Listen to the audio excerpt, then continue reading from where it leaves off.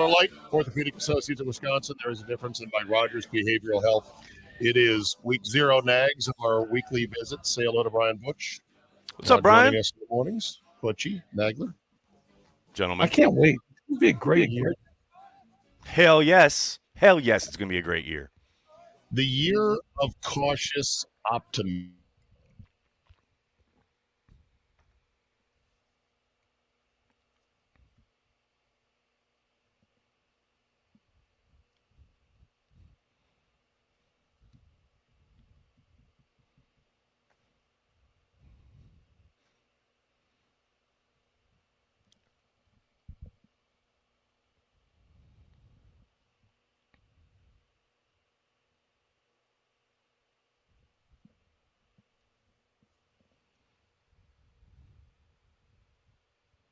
Excites both of us, right? Like I think the play of Jordan Love excites us, but it's the youth movement. And you can see with the cuts that they've made, Negs, when overall, like that youth movement is so true. If there was ever a question what way they were going to go, they picked on the side of youth. Is that what you read from the cuts and what Brian Goodcuts has done?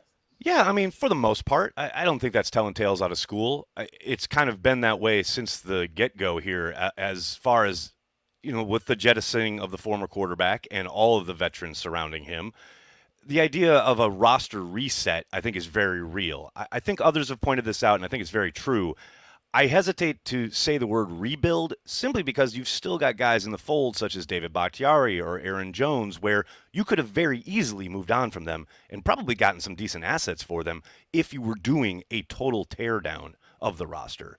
But that said, you're 100% correct. I think they saw the opportunity where we can do a somewhat hard reset of our roster and inject it with a ton of youth and athleticism. And as Brian said yesterday, it's a young man's game.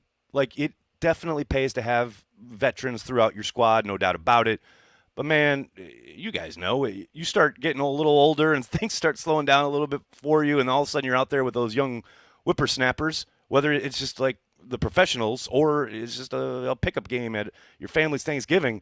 Those young guys are running circles around you, and you're just like, oh, can we slow down just a little bit? Yeah, Father time, don't stop. Father time, don't stop. But they got to know where they're running, though. Yeah. That's my problem. Oh, yeah, no doubt. But that's what this year is all about, right? That's what this year's about. The pull quote, as they say in the newspaper biz from yesterday with Goody was, I didn't try to get younger. I tried to get faster. Mm-hmm. What'd you make of that? And, I mean, how many times? Czabe, I know you and I have talked about this on this very program so many times where how often have you as a Packers fan watched this team, especially comparative to the others around the league, probably in a playoff game where you're like, wow, that other team looks so much faster than the Packers. I mean, we have sat here for years talking about the need to increase team speed, and I got excited when your colleague John Kuhn was there early on in the process this offseason, and he tweeted out, this is the most explosive, fastest, youngest team I've seen in Green Bay in forever. When I got there in training camp, it certainly passes the eye test, and I think you see it in these preseason games. The explosiveness, the pure speed on this team is unlike anything we've seen in Green Bay in a very long time. There's no doubt about that. The Buccaneers coming in with their defense as it was really starting to hum was kind of humiliating because you're right. You felt like they're on a different level. A whole nother level. Of nastiness. We've seen that with the 49ers too as far as team speed. Like guys that, especially on defense, to your point, rallying to the football and going sideline to sideline. And I think we saw the starts of like a glimpse of that this summer on the Packers defense. But, man, you got to show me in a game that matters. Like, doing it in the preseason is one thing. That's my question. Is it team speed they need, or is it the nastiness? Because both of you just said nasty. Right. I think it's obviously a combo, right? Nasty and speed aren't the same. We've had nice players. We haven't had savages yet. Well, there's a fine line. As Ted, like speed and nasty are two different things. There's a very fine line. Ted used to talk about it like it's all well and good to be nasty and play to the echo of the whistle, but if you're continually getting 15-yard penalties because of it, it doesn't help your football team, But that said, you want a little attitude over there, and I think you've started to see kind of green shoots, if you will, in that regard. But Butch, you're absolutely spot on when you talk about like all of that in the preseason is fine, but you got to see it down in and down out. And look, man, you hit the regular season, these things, it becomes a grind, and to bring that intensity down in, down out, game in, game out for 17 games, that's a whole nother ball game. And I'm obviously a Packers fan. I'm rooting for them, but especially on the defensive side of the ball, I have to see it. I've been hurt, man. I've been out there when we go rolling into week 1 and I'm talking all this junk and I'm like so excited about the Green Bay Packers, and then the opponent puts up 30, 35 points. Like, Which has happened the last 2 years. Exactly. Longer than that. Can you give us the little trims and nips and tucks of the roster yesterday, and just give that to the layman who not following as closely as you are? Yeah. What do they do on the fringes of the roster? The yesterday? fringes, I mean, they were awarded 2 guys on waivers. Ben Sims, a tight end that was cut by the Vikings, and then a safety that they got from the Bills, who had a cup of coffee with the Chiefs at first. Those are 2 areas I don't think anybody should be surprised the Packers trying to shore up the depth chart there. They were in on a wide receiver who ended up going to the Cardinals. I guess 5 or 6 teams put in a waiver claim on this kid. Upside talent, they're always going to be looking for it, right? But for the most part, to your point, they went very young. Anybody like guys like Shamar John Charles or Ennis Gaines, who have been around for a little while, probably haven't developed the way the Packers have hoped. They were cut, and Gaines is back on the practice squad. John Charles signed with the 49ers. So this is the idea in Green Bay, especially at the bottom of the roster. I think we'll see this throughout the year as far as continuously, and this is something Ron Wolf did all the time back in the day, a continuous churning of the bottom of the roster. And we've seen that a little bit from Goody, but I think through his tenure, but I think that's going to be ramped up this season, especially as we're starting this new window in Green Bay. You got to constantly be churning the bottom of that 53-man roster, actually, into your practice squad, to just make sure you're always trying to find these guys with potential and upside that, probably aren't everyday contributors, but may be able to contribute down the line. All right, I'm going to pull a big box out from underneath the table and put it on the here, and I'm going to open it up. Give me your thoughts on this whole Jonathan Taylor trade. Baby. Because there's a lot of junk. Baby. There's a lot of junk in this box that needs to be sorted out. Yes. Go, Mr. Nagler. The instant kind of reaction I had was one of my favorite quotes from JFK, which is a movie I adore, where they're sifting through what's real or what's fake, and at one point one of the actors says, "There's a lot of smoke there, but there's some fire." And I think there is undoubtedly, or was, real interest from the Packers with the idea that both of their running backs, where I think most fans look at the Packers offense and they think, wait a second, running back's like the one spot where they're kind of set. I think for the Packers, you're always looking to obviously improve your roster, but you're looking at guys who, in Aaron Jones, who knows what he looks like next year as far as his contract goes. I know they had an adjustment this offseason. A.J. Dillon is entering the final year of his rookie deal. I think Brian undoubtedly saw an opportunity to maybe pry away a young, really, really talented superstar, essentially, at running back for hopefully a below market rate. Now, from all the reporting around it that kind of transpired throughout the day yesterday, it doesn't sound like the Colts are truly interested in moving this guy. Exactly. Like, given what they were demanding from the Dolphins, we haven't heard anything about what was asked of the Packers, but it sure sounds like it was Watson. They wanted Watson. Well, that would make sense given that they wanted Waddle from the Dolphins, right? And a first, not so a third. This is my point. Like, there's no way they're not truly trying to move him. Now, I will say where I kind of tell people to kind of just shelve it and just wait a little bit, because he's on the PUP, which means he has to miss the first month of the season. He has to miss the first 4 games. You circle back, who knows where that relationship is? I mean, God knows. All it's done for the past 5 months or so is deteriorate in Indianapolis. They get to a point where it's DEFCON 5 and they just figure they got to move this kid. Who knows what happens after he comes off the PUP and we're staring down maybe 2-3 weeks outside of the trade deadline at the end of October.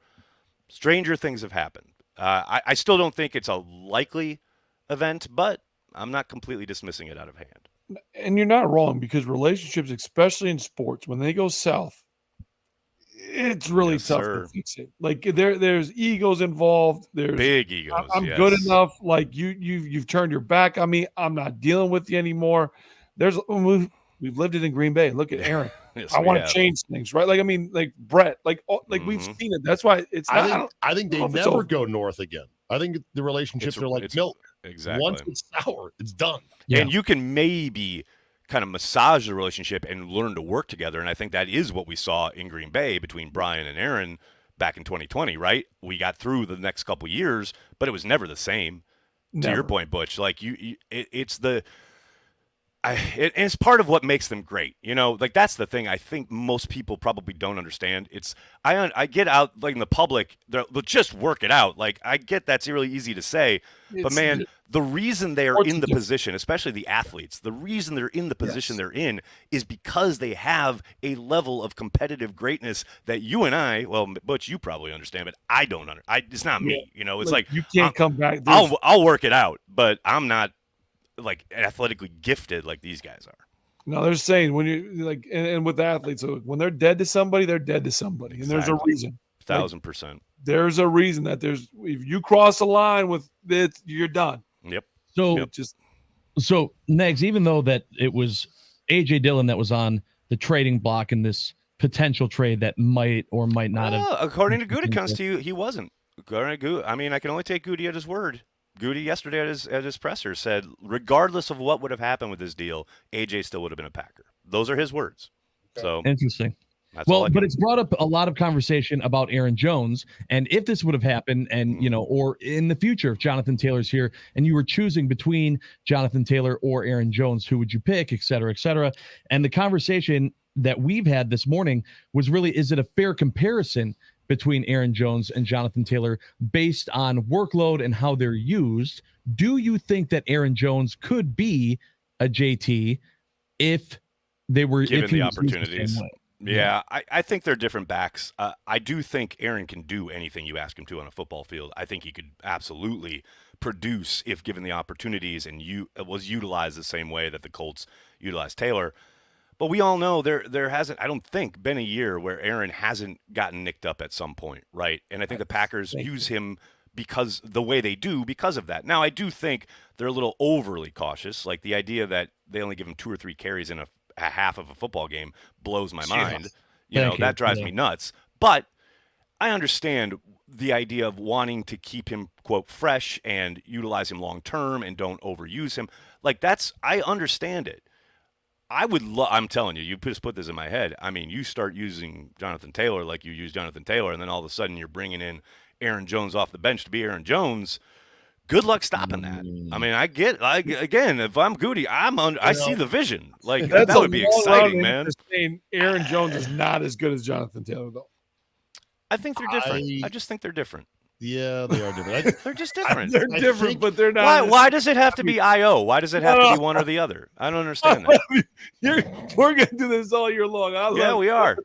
We're not talking the same thing here.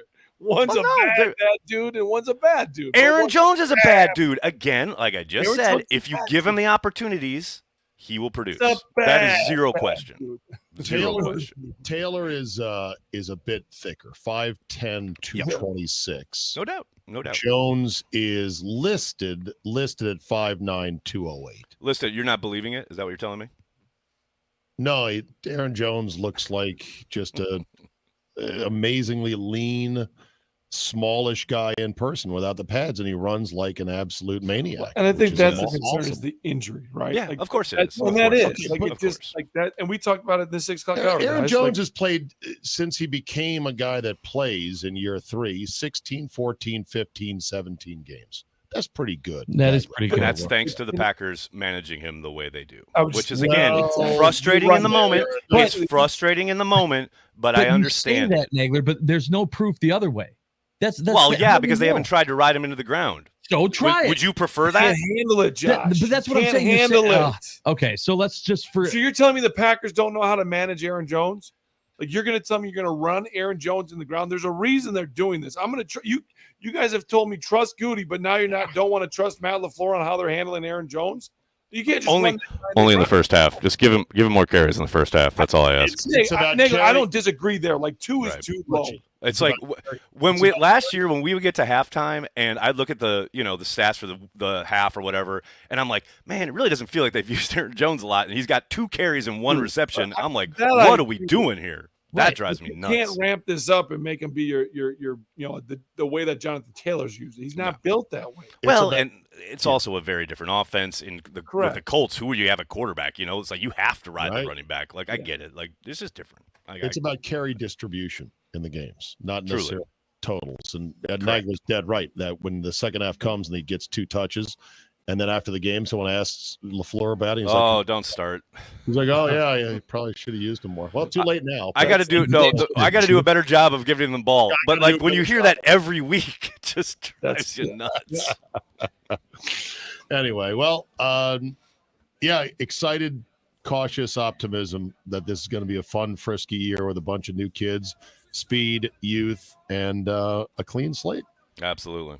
I'd ask you about the former quarterback, but you say you don't really care about that. You're not stalking our ex on Instagram. I am. It's not my jam, man. It's not my jam. I will say because, obviously the NFL is clipping stuff from Hard Knocks. It does come across my feed every once in a while. And that bit where Randall Cobb blindsided that Giants dude and Rodgers is after him about, like, you just blew all your preseason money. Right, that was because of the fine. The fine is coming. He's like, Cobb, you just spent his whole preseason money. What are you doing, man? That was outstanding. 2014. And what's up with the Giant dude trying to say he doesn't know who Aaron Rodgers is? What was that? Okay, that's fake hustle. Of all the things you could possibly say in that moment, that is the dumbest possible response. See, he's stalking our ex on Instagram. He's denying it. It's on Twitter. How am I going to miss it? Everyone's retweeting it. Cheesehead TV, cheeseheadtv.com, 365, all things Packers. Nags, thank you as always. Thanks a lot, gentlemen. Talk to you next week. Coming up, Banger Rejoin. It's